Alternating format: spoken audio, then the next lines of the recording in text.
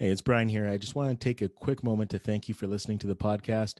And just want to let you know as we wrap up 2020, we've had over 12,000 downloads of the Healthcare Security Cast in 175 countries to date. So I just want to thank everybody for supporting. It's been a tremendous year. I really didn't know what to expect coming into this year, but I'm glad to see that there are people other than me who are interested in healthcare security. So again, thanks for your listenership, and let's get into today's episode. The Healthcare Security Cast is sponsored by 3D Network Technology. Reliability is our core value. Visit www.3dnetworktechnology.com. And by Genetec, delivering security strategies for healthcare. Visit Genetec, that's GENETEC.com. And by the Change Execution Group. Visit 360lifetransformations.com. Welcome to the Healthcare Security Cast, the podcast dedicated to healthcare security, safety, and emergency management. If you are involved with a healthcare security program or desire to be, this podcast is for you. Join the conversation as we discuss the issues that matter to healthcare security professionals while leveraging the expertise of healthcare security thought leaders and experts in personal development. And now, here's your host, Brian Hamilton.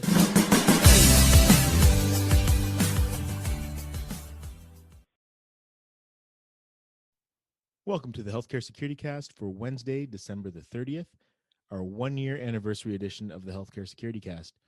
I'm joined today by Paul Sarnese. Paul, thanks for joining us today. Well, Paul Sarnese is somebody who's been in the healthcare safety and security industry for quite some time. I started as a security officer, making a whopping $5.14 an hour back then, and had some great mentors that really showed me that you can make a career in this profession. And, you know, my first director, Ed Steinmetz, really got me jazzed about technology and cameras and access and cool stuff like this. And then I had the pleasure of working under Russ Jones for a number of years. Russ was the president of the association and really was my role model. So anything I could read, anything I could get my hands on to learn more and more about this field, I invested the time and energy and took advantage of the resources that the International Association of Healthcare Safety and Security has. And through that time and energy investment, I've been able to move up the ranks. And you know, today I'm the Assistant Vice President for Safety, Security, and Emergency Management for Virtual Health, where I started as a security officer. So yeah, I've been doing this for quite some time. I'm also, I'm married to my lovely wife Kim for 25 years. I have a beautiful daughter Alexandra and a great son Nick. That that's my motivation. That's my joy. That's my happiness. That's a little bit more about me. Awesome. Now, a question that kind of sprung to my mind there when you mentioned your career path.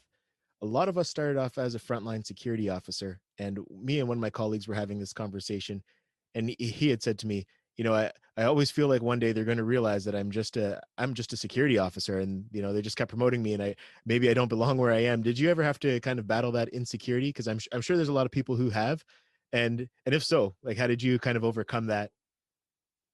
That's funny, but I have to tell you, so I started my career in Camden, and when I go back to the hospital where I started as a security officer, the veterans, I'm that security guard. I'm the security officer.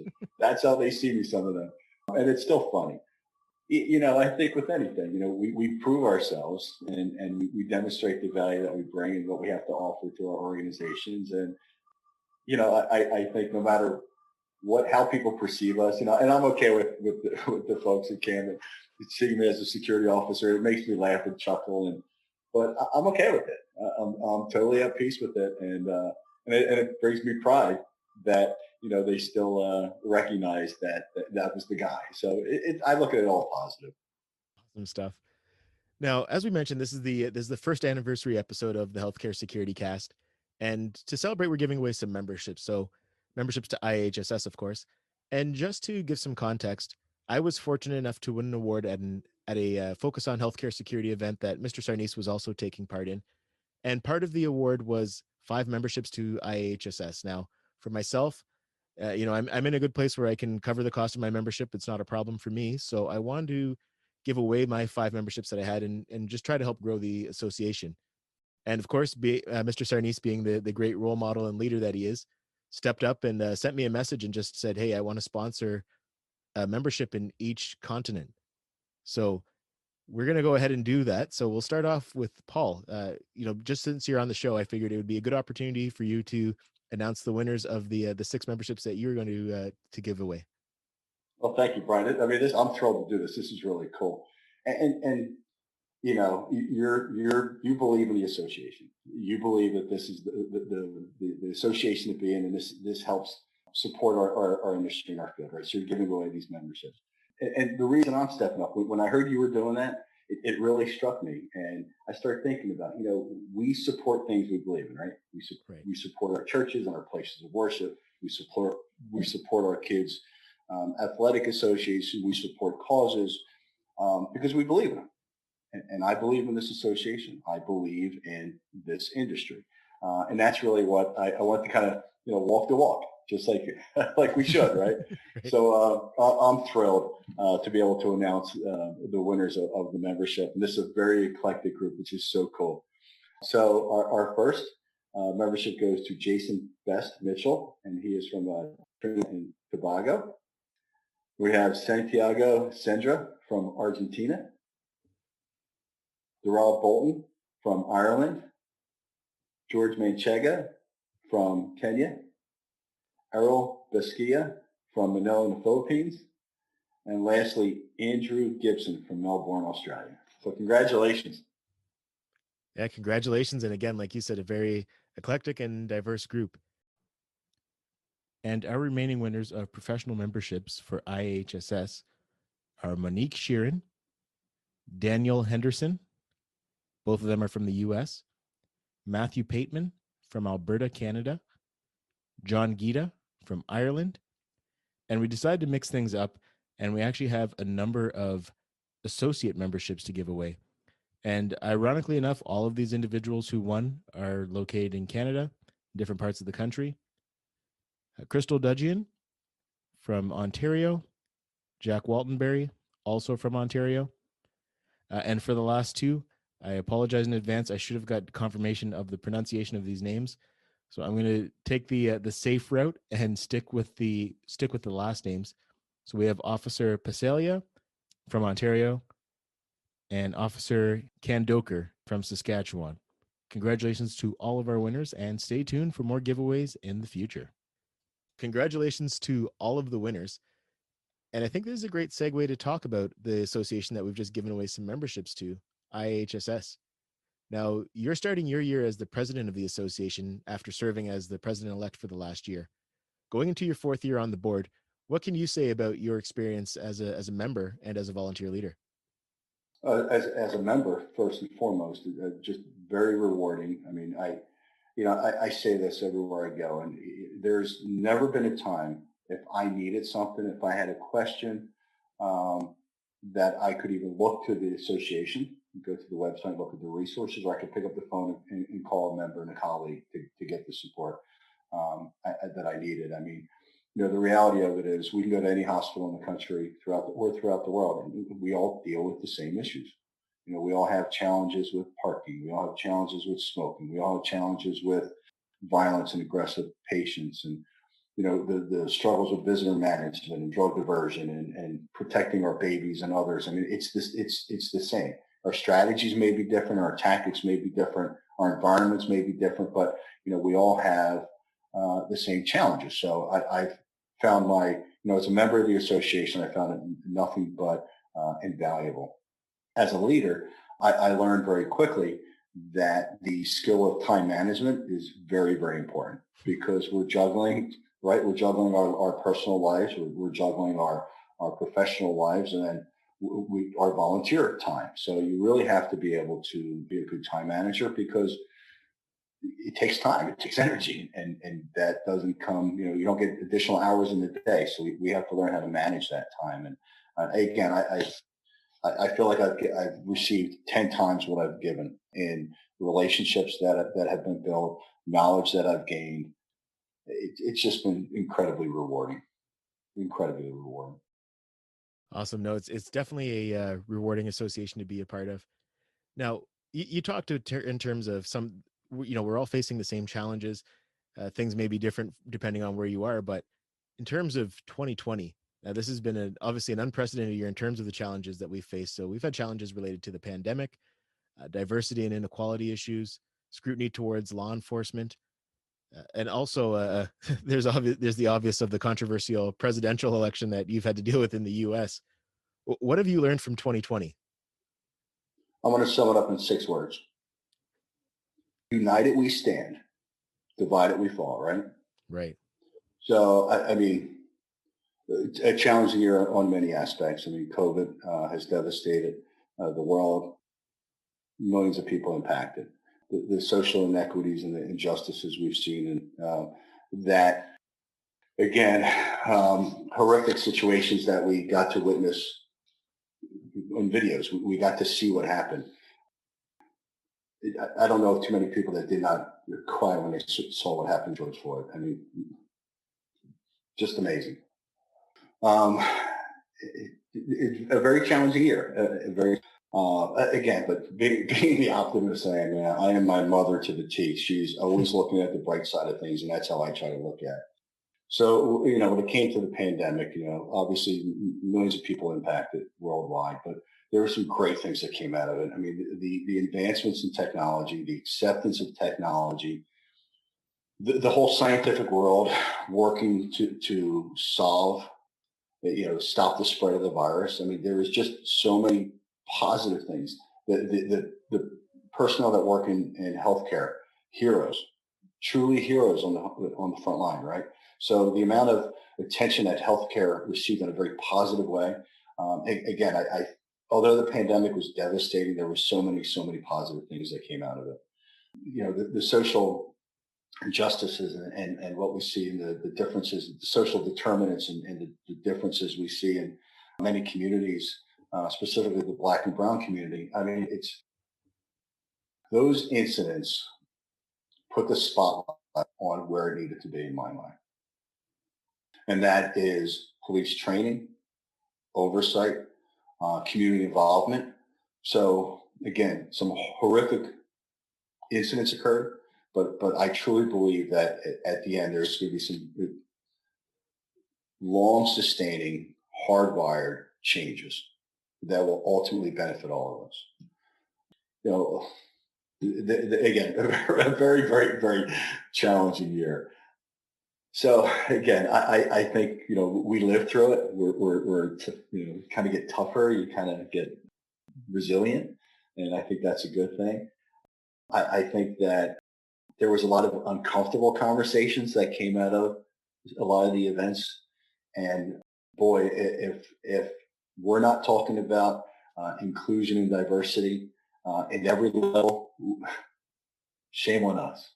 Because we should, in any social, economic, political, that, again, these unfortunate incidents really put the spotlight on it. And I know of many conversations that came out of that, as uncomfortable as they may have been for some, are ultimately going to be a great thing. I'll share a personal thing. So my son and my daughter have friends that it's a rainbow. It's a beautiful rainbow. And, at one point I had said, my kids, which is awesome, they don't see color. They don't see color. So I shared this with my president, some of our leaders who are African American, and they said, really, you need to think about that different because you want to see color. You want to see it because you never want somebody to lose their identity. So that made me think totally different as to, kind of how I love everybody. I don't judge anybody. That's just how I am. But I think, those unfortunate incidents did force many people to self-reflect and see if they do have biases they may not have known before or been comfortable talking about or even looking to grow as individuals. So again, I as unfortunate as many incidents were, I really think that in the long run, those events going to be look back at incidents that really did, in a very positive way, impact our culture. I mean, that's how deep it is. It's going to be deeply rooted in our culture. Absolutely. Now, all of that being said, obviously there's a lot positive that we can take away from 2020, but what are you most looking forward to for 2021? Seeing my family, my friends, hugging, kissing, all the things that we haven't been able to do. Having a beer with somebody, that I haven't seen for a while. Be able to have a cold one with our colleagues, and that I really miss that. I'm very social by nature, and I truly miss that. And I'm really looking forward to it. I'm looking forward to seeing people and interacting and being social. I read this article, and I really hope this is a prediction and it comes true. But it was an economist that was talking about how we're going to recover from COVID, Right. and evidently very well known and pretty predicts his predictions have pretty much come true. And he predicted that after we get through the vaccination process, that it's going to be like the Roaring '20s again. And people are going to party and celebrate, and the economy is going to, boom, and more development, more growth, more. So that's my take on it. That's how I feel. So that's really what I'm looking forward in 21. Really, just bouncing back in a very, very strong way. Awesome. Yeah, for myself, it's much of the same. I haven't left the country since February because right after that, everything kind of kicked off and travel was restricted. But yeah, I'm looking forward to catching up with a lot of my peers and colleagues as well. But now, Absolutely.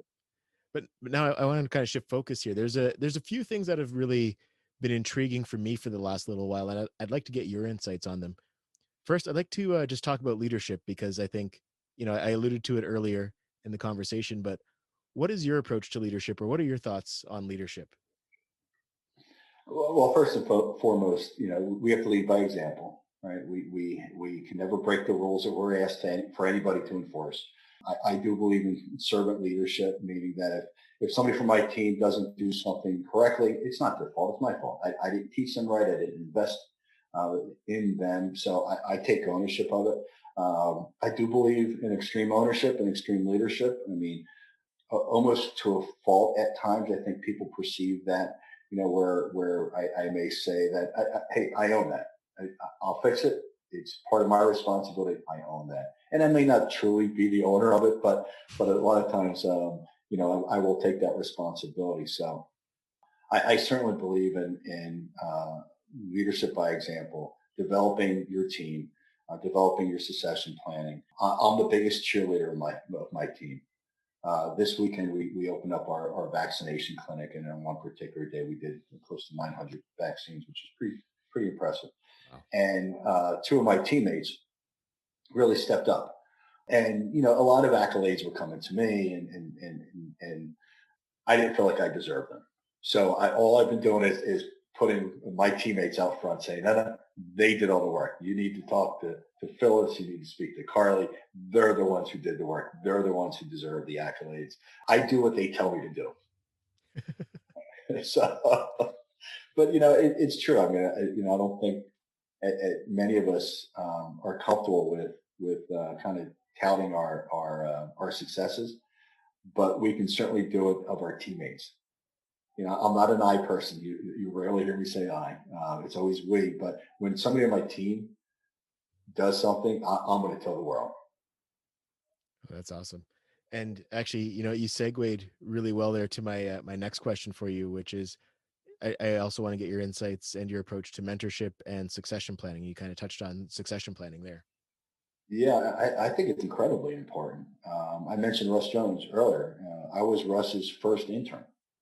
I was going to school for my undergrad, and Russ hosted me as an intern. So when I became the director, one of the things I wanted to do was to emulate that and give back to the profession I so love. So I continue to host interns every year, typically a criminal justice major, a public health major, either for their bachelor's or for their master's. And I continue to do that. Today, in my organization, there are about 8 interns that are currently working full time.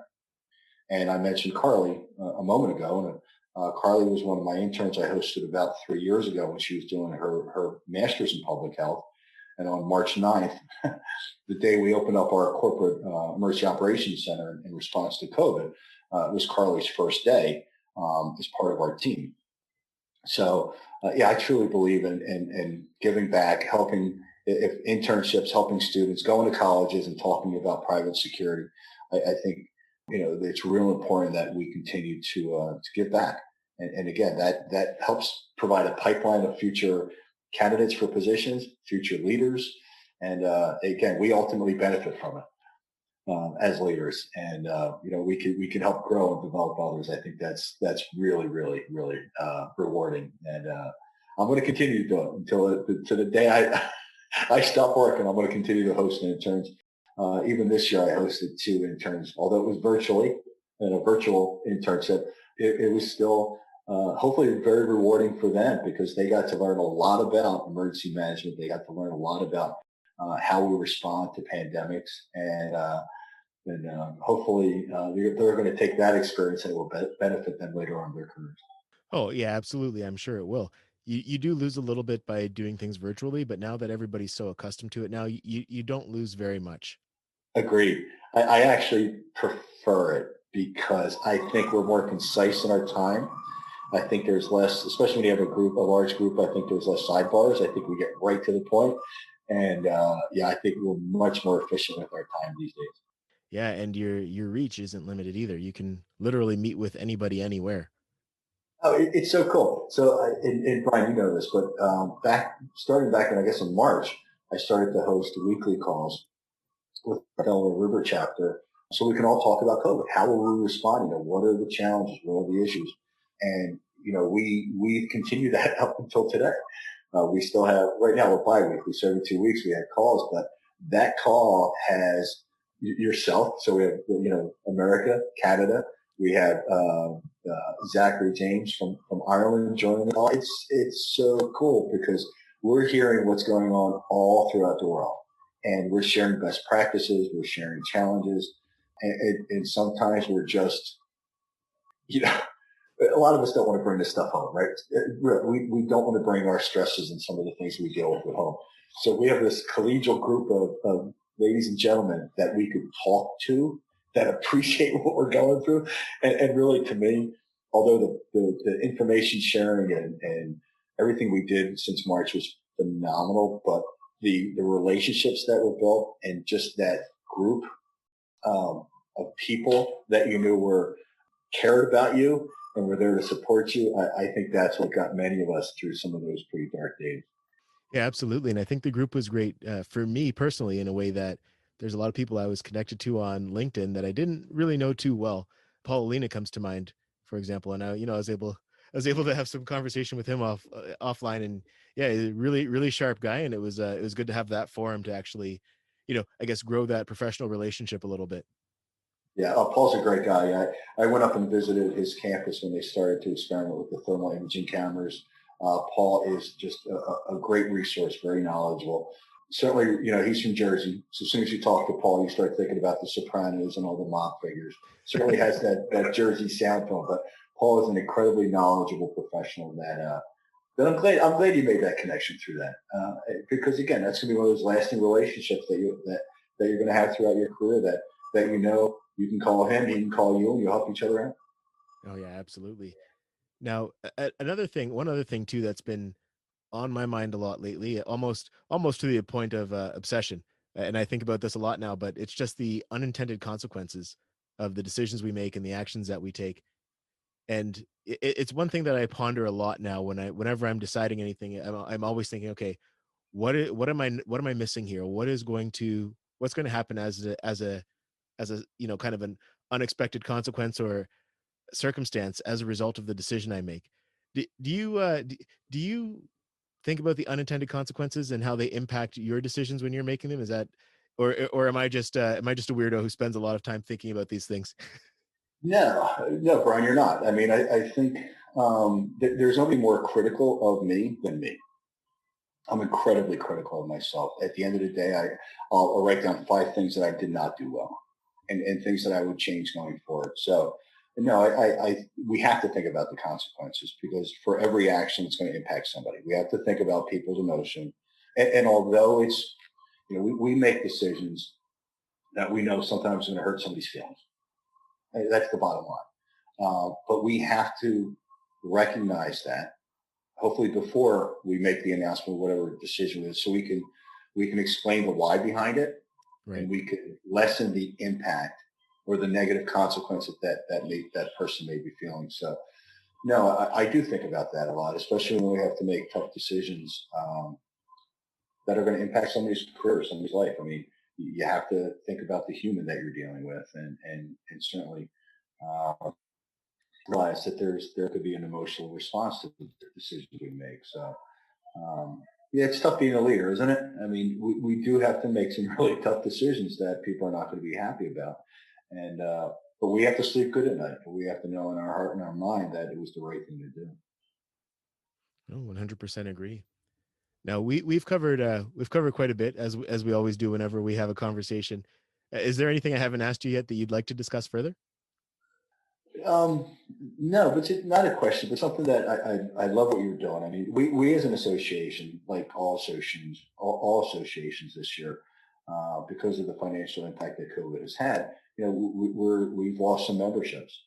And, what you're doing to help support the growth of the association by giving away memberships, I think is phenomenal. And I think we need to continue to do that. We need to continue to ask all of our members that see the tremendous value that our association has to continue to spread the gospel, so to speak, about the benefit of the association, and encourage others to join and to reap the benefits of our resources, our education, our training, our certifications.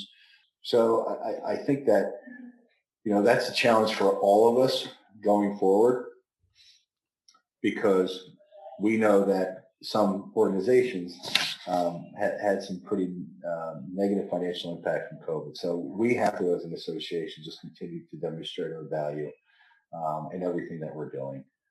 And we need members to see the value. Obviously, they feel they want to be part of an association, but also to spread the word of the tremendous benefits that we offer. Awesome, and thank you for that. Now, I want to talk a little bit more about you. Now, obviously, you've done a lot of writing, you've done a lot of presentations, just in regards to our industry and ways that we can make it better. What can we expect to see from you in the coming future? Well, I hope to be.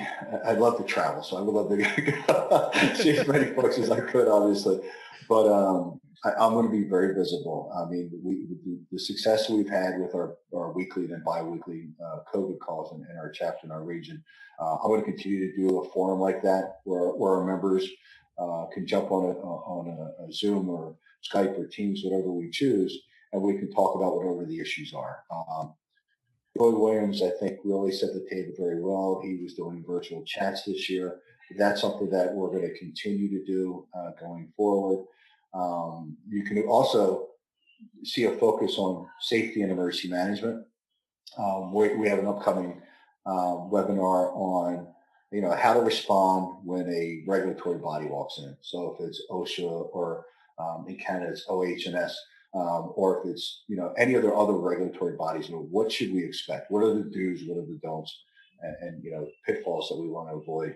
Also emergency management, talk about incident command system and talking about some, really providing our members with other tools, because we do security really, really, really well. We do healthcare security tremendously well, where I believe we have some opportunities really in that safety and emergency preparedness side. So we're going to we're going to certainly concentrate on that.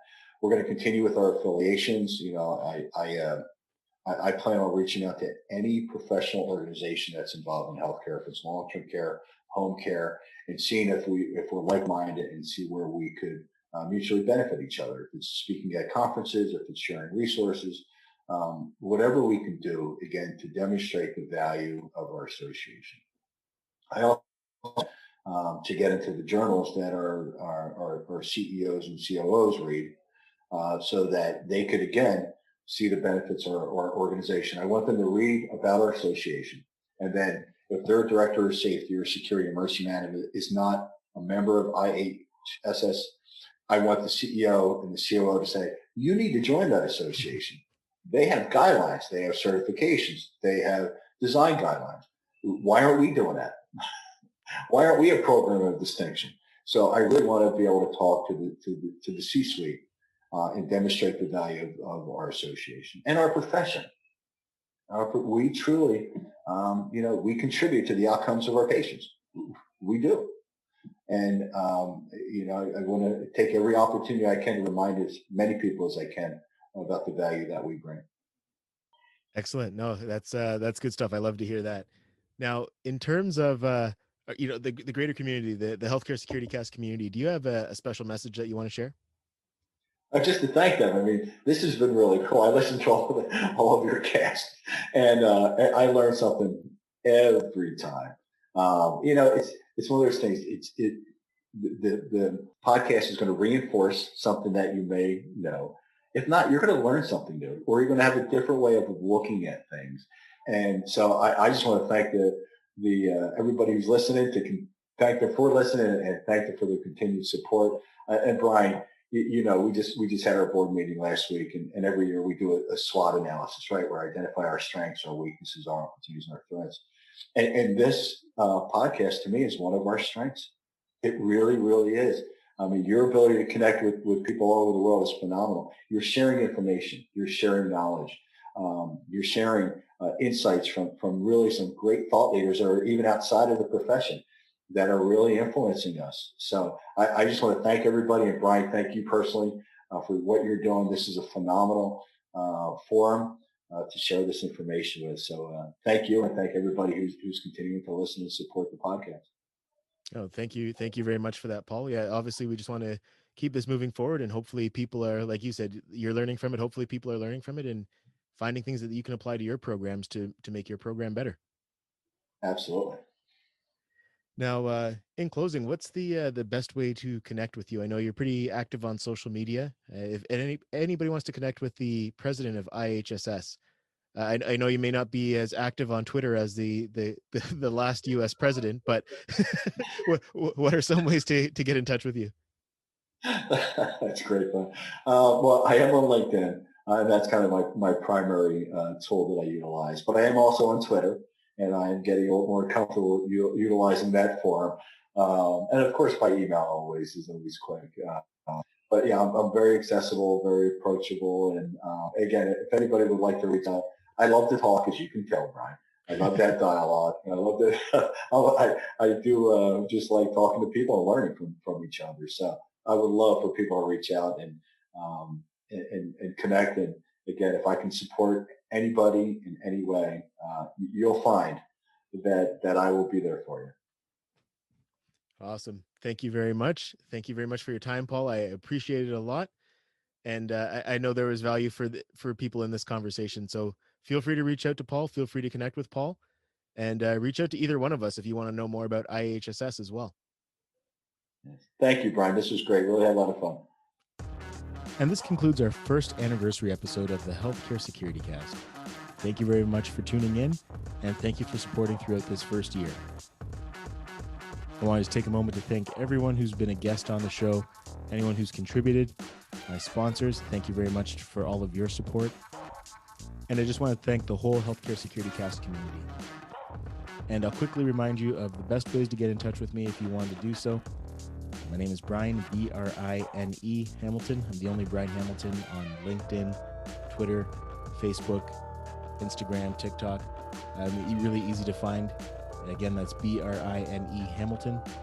Also, I can be found on brianhamilton.com/podcast. If you want easy access to the podcast, that's the best way to do it. Also, you can text me at 647-372-2042. That's 647-372-2042. Now, we have some pretty exciting things planned for 2021, so stay tuned. Join us next week when we're joined by Mark Schreiber discussing CPTED in the healthcare environment. So that's crime prevention through environmental design in the healthcare environment. Until next week, stay safe and take care.